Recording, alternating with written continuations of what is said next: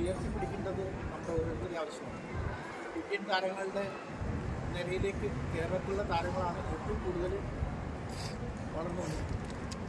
ഇന്ത്യയെ പ്രതിനിധീകരിക്കുന്ന കേരള താരങ്ങൾക്ക് എല്ലാവിധ ആശംസകളും നേരുന്നു. അതോടൊപ്പം ചില വാക്കുകളിലൂടെ ഞാൻ പറയാൻ ആഗ്രഹിക്കുന്നത് എന്താണെന്ന് വെച്ചാൽ, നമ്മുടെ പോകുന്ന ലക്ഷ്യം സ്വർണം നേടുക എന്നുള്ളതാണ്.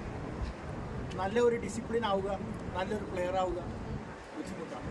എന്നിരുന്നാൽ തന്നെയും നമ്മുടെ നാടിൻ്റെ വിലയും നിലയും മറന്ന് ഒരു പ്രവൃത്തിയും നാം ചെയ്യാൻ പോകുന്നു. ചെയ്താൽ അതിൻ്റെ ഭവിഷ്യത്ത് വരുന്നത് നമ്മുടെ നാടിനാണ്, വ്യക്തിക്കല്ല.